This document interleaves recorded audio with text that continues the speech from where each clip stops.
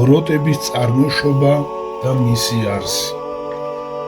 შეიძლება ასეთი კითხვა დაისვას: როგორ ხდება, რომ ყოვლადსახიერი, ყოვლის შემძლე ღმერთი, რომელიც თვით სიყვარულია, უშვებს ბოროტებას? თუ კი ამ საკითხში არ გავერკვიეთ, ხშირად მას მივყავართ ღმერთის არსებობის უარყოფამდე, ესე იგი ათეიზმამდე. თუ კი ღმერთმა ყოველივე იცის, ყველაფერს წინასწარ ჭრედს და მაინც უშვებს ბოროტებას, იგი ან არ არის ყოვლადსახიერი, ან არ არის ყოვლის შემძლე. ასე დაეჭვებულნი ლაპარაკობენ. შემდეგში დასკვნა თავისთავად გამოაქვთ.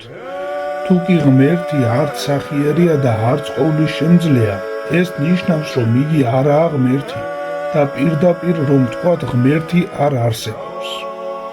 უკვე დიდი ხანია, რაც ეკლესიის მამები და მრავალი ქრისტიანი მწერალი დღევანდელამდეც კი ამ ეჭვებს ამომწურავ პასუხს ცემს.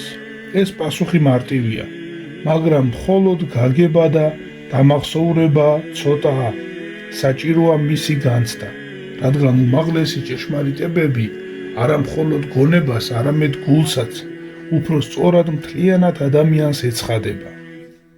ეკლესიის სწავლებით, რა თქმა უნდა, ღმერთი ყოვლადსახიერია, ღმერთი ყოვლადძლიერია, მაგრამ მისი ყოვლადძლიერება სიყვარულის ყოვლადძლიერებაა, რადგან ღმერთი სიყვარულია. ამიტომაც ღმერთს ბოროტება არ შეუქმნია და შეიძლება ასეც ითქვას, რომ მას არ შეეძლო შეექმნა ბოროტება. ეკლესიის სწავლებით ბოროტება მხოლოდ იმიტომ გაჩნდა, რომ ღმერთმა თავისი უმაღლესი ქმნილებები, ადამიანი და ანგელოზები, შექმნა თავის ხატად და მსგავსად, ესე იგი სავსებით თავისუფალ არსებებად, რომლებსაც შეუძლიათ იარონ არა მხოლოდ ღმერთის მიერ ნაჩვენები გზით. ღმერთი უპირველეს ყოვლისა სიყვარულია და ადამიანი ემსგავსება ღმერთს, ესე იგი უფრო და უფრო მსგავსება მას, როცა უყვარს, როცა იზრდება ამ სიყვარულში. მაგრამ განა შეიძლება სიყვარული თავისუფლების გარეშე, აუცილებლობის გამო ან ძალდატანებით? რა თქმა უნდა, არა. სიყვარული მხოლოდ თავისუფლად შეიძლება, რის შედეგადაც უნდა ითქვას, რომ სწორედ სიყვარულია თავისუფლების ნამდვილი აღსრულება, გამოვლინება ან რეალიზება. აი სწორედ ამიტომ შექმნა ღმერთმა ანგელოზები და ადამიანები თავისუფალ არსებებად. მან ისინი სიყვარულისთვის შექმნა, იმისთვის, რათა შეეძლებოდათ ზიარებულიყვნენ ურთიერთარ სიყვარულს, იმ ნეტარებას, რომელშიაც გიას თვით იგი, სამპიროვანი ღმერთი. მაგრამ როგორც ითქვა, თავისუფლება თავის თავში შეიცავს მცდარი არჩევანის რისკსაც, რისკს სწორი გზიდან გადახვევისა. საუბედუროს ეს მცდარი არჩევანი გაკეთდა ზოგიერთი ანგელოზისა და კაცთა მოდგმის მშობელთა მიერ, საიდანაც აღმოცენდა ბოროტება. ამრიგად ბოროტების წარმოშობა განუყრელ კავშირშია თავისუფლებასთან. თუ რამ განაპირობა ეს მცდარი არჩევანი, ამის ახსნა შეუძლებელია. მთელი ქმნილება სავსება ღრმა აზრით, როგორც ყოვლადწმინდა ღმერთისგან ქმნილი და ეს ქმნილება, როგორც აზრის მქონე, ახსნას ექვემდებარება, მაგრამ ბოროტება ღმერთს არ შეუქმნია და ამიტომ იგი თავისთავად აზრს მოკრებულია, აუხსნელია, აუხსნელ უაზრობას წარმოადგენს. წმინდა მამები გვასწავლიან, რომ ბოროტება, როგორც ღმერთის მიერ არ ქმნილი, სინამდვილეში არ არსებობს. ეს არჩრდილია, სადია, სნეულებაა, უარყოფითი სიდიდეა, მინუსია, მაგრამ ისეთი მინუსი, რომელსაც ძალა გააჩნია. ეს ძალა პარაზიტის ძალასავით, ბოროტება ხომ პარაზიტია, ცოცხლობს, ხოლო იმ ორგანიზმის გამო, რომელისგანაც იკვებება. ბოროტება ყოველთვის პარაზიტობს, არსებობს რომელიმე კეთილი ბუნების ხარჯზე. ბოროტების ძალა მდგომარეობს მასზე ღმერთისგან ქმნილი თავისუფალი არსების ნების თანხმობაში. ბოროტების არსი ღმერთისგან განდგომაშია, მასთან განხეთქილებაში მდგომარეობს. ბოროტება ამბოხებაა ღმერთის წინააღმდეგ და ეს პიროვნული პოზიციაა. ასეთი ბოროტება ნამდვილ ბოროტებას წარმოადგენს და მას ზნეობრივი ბოროტება ეწოდება. ამრიგად ბოროტება არსებას კი არა პიროვნებას ეხება, თუმცა ბოროტება უეჭველად აზიანებს იმ ბუნებას, რომელსაც ეპატრონება. საწყისი ბოროტებას ღმერთისგან ქმნილმა ერთ-ერთმა უმაღლესმა ანგელოზმა დაუდო, რომელიც თავხედურად გამოვიდა ღმერთის ყოვლადსახიერი ნების მორჩილებიდან და გახდა ეშმაკი, ან როგორც მას ეძახიან სატანა. სატანა ნიშნავს მოწინააღმდეგეს, ხოლო ეშმაკი ცილის მწამებელს.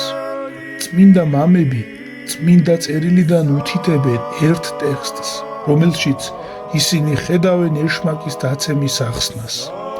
ამას ვიტყვის, უფალი, შენ ხარ აღმონა ბეჭდავ სავსე სიბრძნითა მსგავსებისაითა და გვირგვინ სიკეთისა.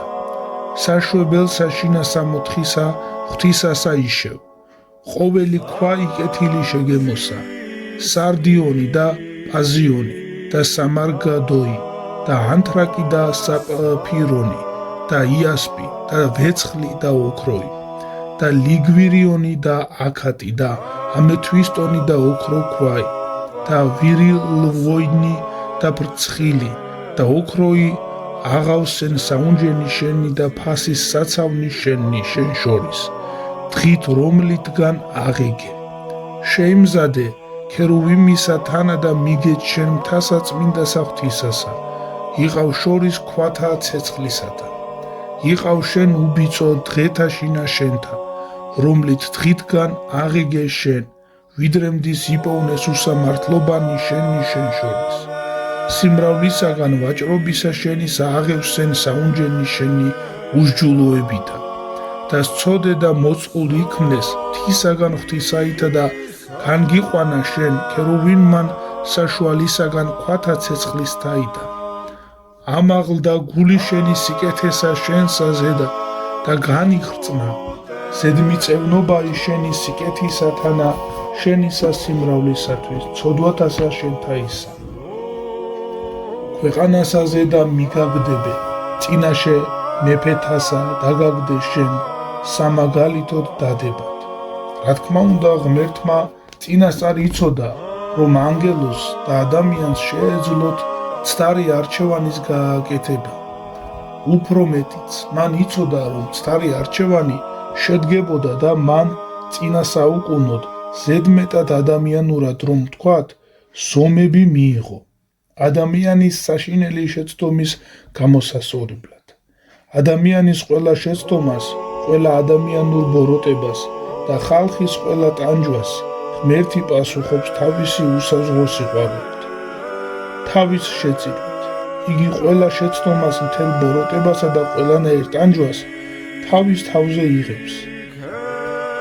თითქოს და არანაირი ბოროტების ჩამდენი ბოროტების მიზეზი იყოს.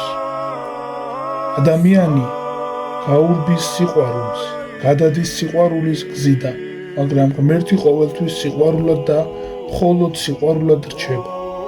უფლის მსხვერპლს ადამიანებისთვის ის აზრი აქვს, რომ იგი კვლავ აძლევს მათ სწორი გზის თავისუფლად არჩევანის საშუალებას. ღმერთს არ სურს და არ შეუძლია ადამიანების ძალად ცხონება.